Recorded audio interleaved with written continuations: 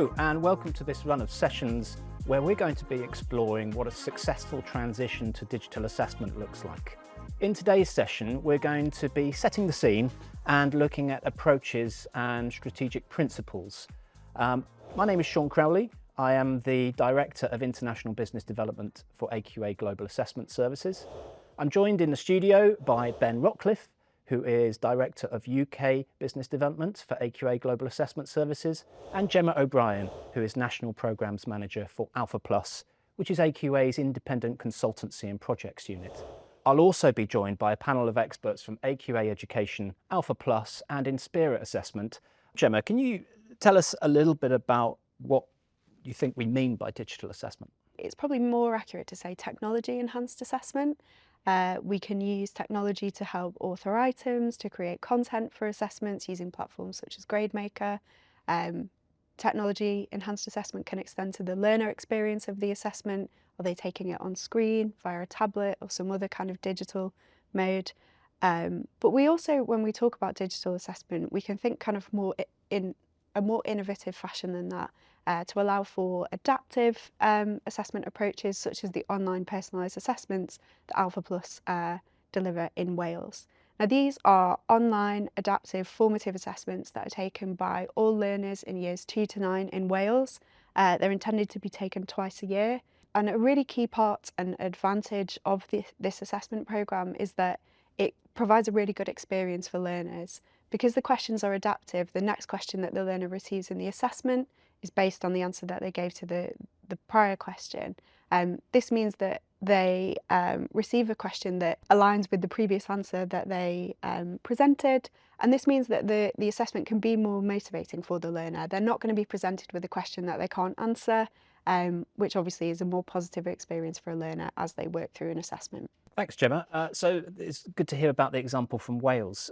Okay, I'd like to bring in Dave Mellor from AlphaPlus into this. Dave, what do you think about this? When we say digital assessment, what do you think people mean by that?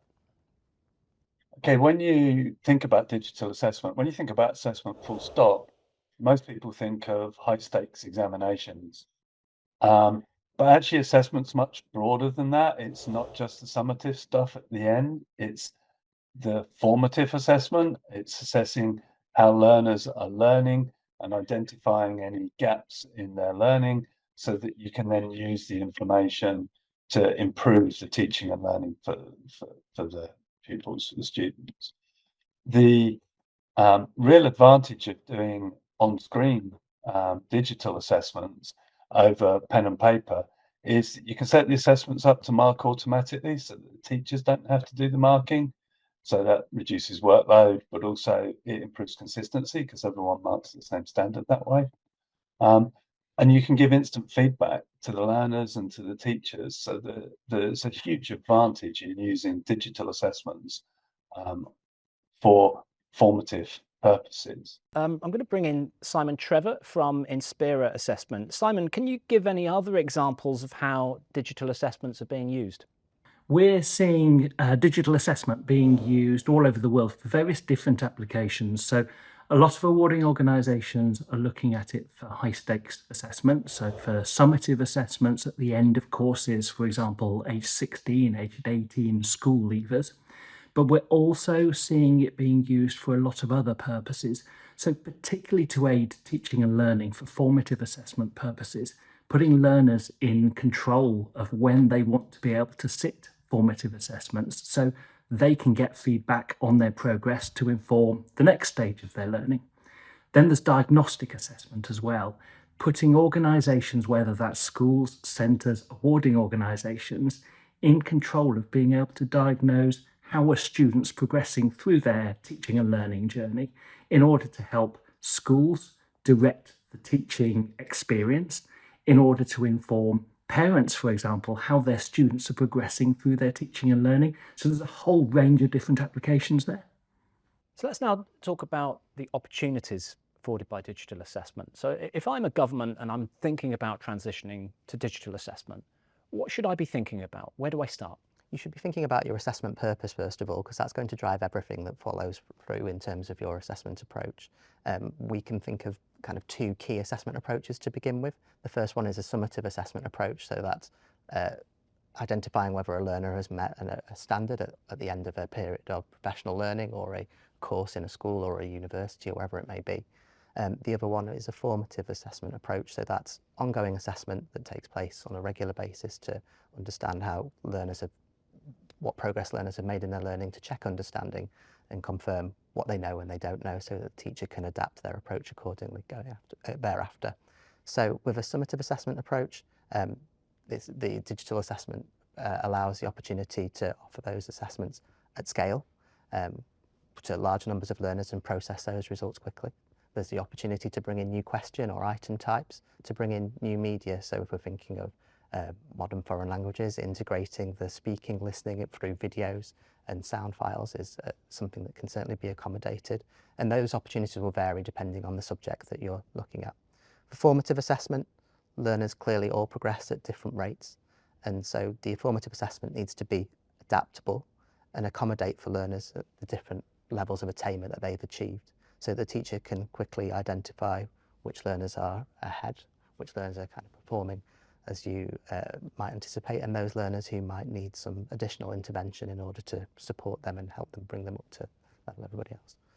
Okay, that's an interesting point about the advantages, and particularly for formative. So I'd like to bring in Suzanne Oates from AlphaPlus here. Suzanne, what are the advantages of digital assessment for formative use?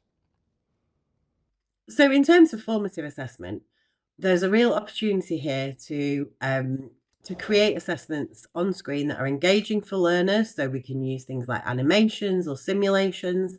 The assessments actually mimic the real world experiences that students are having. So they can be really engaging in that way. And in terms of the formative aspect, they can be really powerful because you can tailor the assessments to the ability of the learners, what they should and shouldn't have learnt, what they do and do not know. You can actually kind of get really powerful diagnostics from these assessments because they can be structured around a particular topic area, or they can go really broad and look at the whole curriculum. And that really is kind of within your gift to decide what it is that you need and what you're looking for.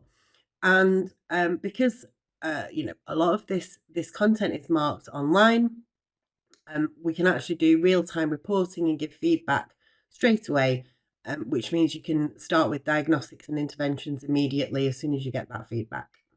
Thanks, Suzanne. This is a really interesting topic here on formative. I'd like to bring in Dave Mellor from AlphaPlus. Dave, what do you think about this?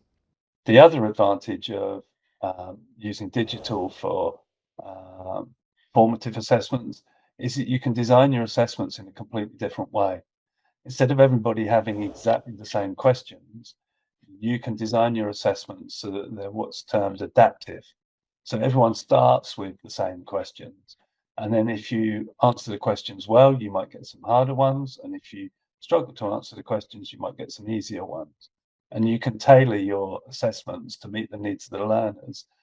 So you still get the same rich information, but the learner has a much more pleasant and positive experience, and they come out feeling better about themselves because they've managed to answer a lot of questions, even though they might be harder or easy. That was a good discussion to set the scene. We're now going to talk about implementation, which is obviously the critical part of this.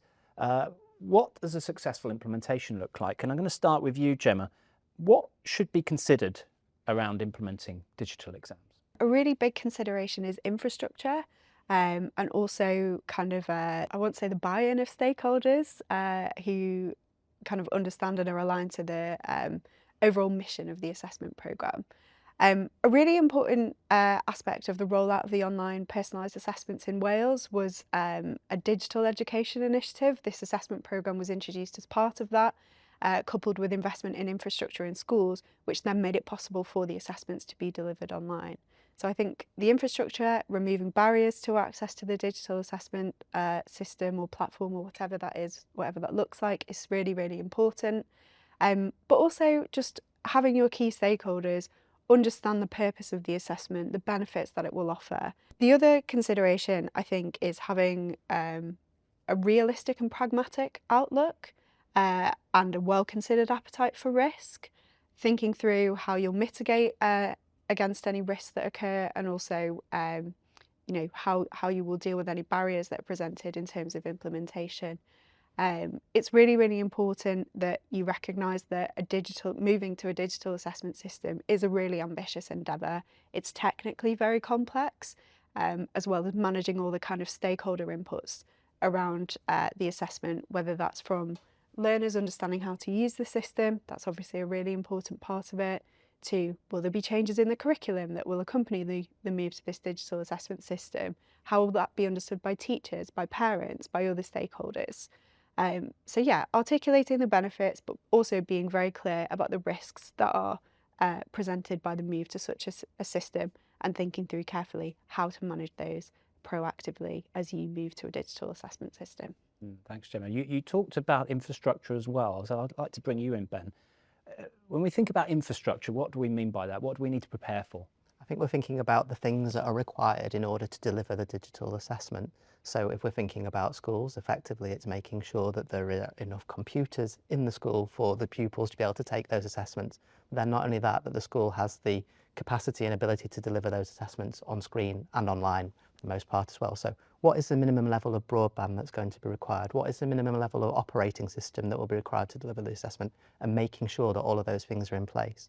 The person who is driving the assessment and is saying that these assessments are going to be delivered on screen then has a responsibility of making sure that those baseline requirements are communicated. And indeed, if you're a Ministry of Education or a national government, making sure that the resources are available to the centres that are going to be offering those tests, so that they can put those things in place in order to deliver the assessments successfully. In terms of building a strategy, how do we plan for dealing with that scaling up of services? From my experience, a phased approach is really important. So you want to start off small with limited pilots. You'll be thinking about your new and innovative item types. You want to try those with learner groups to make sure that those item types are understood and used by learners in the way that you've anticipated. You'll need to make adjustments for those. And that also allows you to see how the system performs in a classroom environment. Once you've tested those key basic principles, then you'll want to move on to more extended pilots. Normally in assessments, you'll need to gather baseline data to inform the psychometric approach that's been used to underpin the assessments. So those trials perform the basis of collecting that data, but also stress testing the system and allowing the users, the teachers, the test takers and other stakeholders to get familiarity with the platform that you're using as well.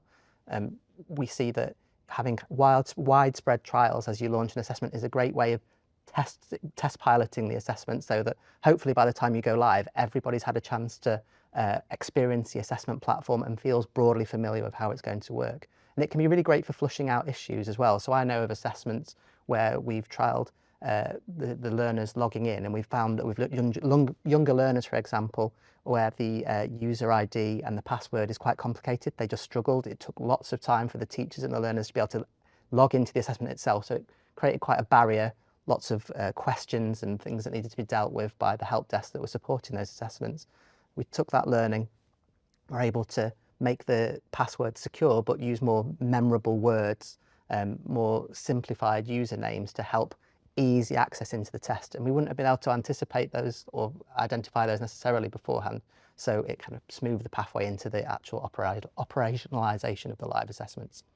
It's a really good example there about one of the particular challenges, you know, in terms of, you know, the passwords for students. So I'd like to just briefly talk about challenges. So one challenge that, from my experience, is organisations trying to move from print to digital exams or assessments is around not having maybe the sort of foundational layers really in place. They're still authoring the tests using a manual kind of process and not authoring them digitally, or they're marking tests or exams using a manual process and not marking digitally. So having that digital infrastructure, the groundwork done, actually can allow for a much smoother implementation of digital assessments. From my experience, Gemma, are there any other challenges that you've experienced that you need to think about before implementing? Just making sure that there's that support in place for the actual users of the system, going just beyond the learners who'll be taking the assessment as well. Another really important aspect, I think, beyond teacher or practitioner familiarity with the system is learner familiarity with the system. Now, absolutely the last thing that we want as a validity issue is learners' ability to operate the system or use a tablet or use a device to access the assessment to be the thing that stands in the way of them being able to show us what they know and what they can do. And familiarisation assessments and giving learners opportunities to experience the kinds of questions that they'll see in the assessment, experience the way that the assessment will look during that assessment process is really, really important, both in terms of validity, teachers and learners having confidence in the system, and just fairness, really, that the learners are not confronted during the assessment with something that they've never seen before and then having to figure out on the fly how to navigate that as well. Thanks, Gemma. So let's hear from our panel on this topic. Let's bring in Simon Trevors now from Inspera Assessment. Simon, hi. What are the best practices in implementing digital assessments and planning for digital assessments from your point of view? Okay, so from the point of view of implementation and stakeholder management, one of the key best practices to follow is ensuring that you've got a good, solid plan and actually testing all of the things that you want to do through the rollout of your digital assessment program in advance of doing it live.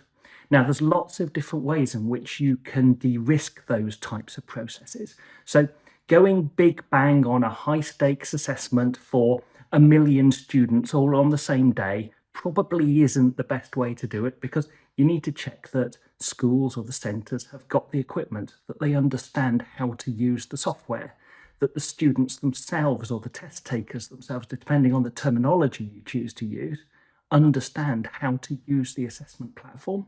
So our advice is usually pick where to start in terms of starting relatively small or starting relatively low risk. Now, that could be for formative assessments, where schools are using the assessment platform in order to deliver locally managed tests that can be used to provide feedback and guidance to students on the next stage of their learning, so that when they come to the point that they're looking at delivering high stakes assessments potentially through that technology, through that service, it's not a big, scary, risky thing. They already understand how to use it. Thanks, Simon. I'd like to bring in your colleague Sophie Emmerson now from Inspera Assessment. Sophie, how were digital assessments implemented in Scandinavia? What we see across, at least again, the Denmark and Norway has been a particular approach really based on early trials, early pilots, capturing feedback from all the different user groups involved in digital assessment, evaluating, rerunning trials, each trial testing various aspects of the system as well as the processes that will inevitably change with digital assessment. Learning from experience, retrialing, and then only after 12 months, 18 months of experimenting and trialing in the market, learning from feedback, adapting the system, adapting the processes, would governments and universities and schools then fully sit down and plan a kind of a big bang rollout, as it were, to all the different stakeholders and user groups, shaped by the experiences, so that every bit of the rollout process is accompanied by user guides formed by experience. That's really important. Most of the governments have had a pretty big digital agenda in the past 20 years. So when Scandinavian governments say we're going to go digital, they do go digital. But in most countries, what we see is you will have to run digital and paper side by side for many years, because there will be locations where schools, teachers, learners, for some reason you cannot roll out digital. And thinking about the parity between the digital and the on-screen assessment with the paper-based assessments through all of the processes, making sure that you obtain every principle around fairness for candidates, but also, of course, cost and dual running cost and all of those things, that you think that through carefully and you're realistic about your adoption trajectory of digital over some years. I think that's really also one of the major pitfalls that we've seen. Really interesting discussion. Let's just bring in Adam Foley from AQA. Adam, what do you think about this? We've been running pilots as an organisation for 4 to 5 years now, and we've been gathering insight and information from those students at every opportunity.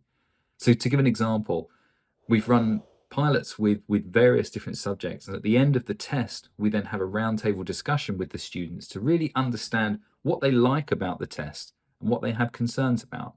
And that's helped us on our journey to make sure that we can really develop the tests and ensure that they're fully fit for purpose. You know, our English students, for example, told us that they really like the ability to capture their long form responses. They can copy and paste from reference material and they can edit their answer, which means that they can create more concise, more targeted responses. You know, with the expansion of modern foreign languages and people having access to apps on their phones which enable them to learn, modern foreign language being delivered through a digital medium is very familiar, very, very comfortable, and candidates actually enjoy working with the content in that way. Not only that, but digital content allows the information to be brought to life. We can add images and stimulus material which allow the student to get more of a sense of that immersive nature of what assessment can do. We have touched on one thing around implementation, which is stakeholder management. So let's have a bit of a delve into that. And I'd like to start by bringing in Sophie Emmertson from Inspera Assessment. Sophie, why is stakeholder management so important, and what does it look like? The thing about digital assessment, of course, is that it involves many user groups. It's a kind of an enterprise system in itself. So you have, of course, the candidates or the students or the learners, depending on which level of education. You have the parents in some cases. You have teachers. You have school headmasters. You have, of course, all the policymakers and everyone else overseeing quality assuring assessment frameworks. All of these different user groups and stakeholders have different interests. And so managing carefully, being not blind to everyone needs to get something out of this. Everyone needs to get benefits out of a digital assessment system, because if one of those user groups does not actually get benefit out of what they have to go through and the processes that they now have to follow, you will not be successful. If one of those stakeholder groups does not want to lean in, takes steps away from it, criticizes it, and cannot make it work for them, the whole process will fail sooner or later. So thinking through really carefully, and maybe even thinking that through in the implementation phase around, should we trial now whether this works for that particular user group, for that particular stakeholder group, and whether it meets their KPIs before we move on to making another trial, focus on another stakeholder group's KPIs and goals and objectives. That's the careful planning, and that's how we've at least seen across Scandinavia that quite a lot of these digital assessment programs have been rolled out quite successfully. Thanks, Sophie. Ben, some interesting recommendations and experiences from Sophie there in Scandinavia. Have you got anything more to add around this? No, I really agree with what Sophie's saying, and I just kind of build on that to say that at the beginning of the project, the stakeholders are going to be what makes or breaks your assessment project. And I think it's really important to map all of them out and clearly identify who is going to have an interest in the assessment, and then make sure that you're engaging with them as systematically as you can do. My recommendation would be to build them into the governance structures of your assessment project.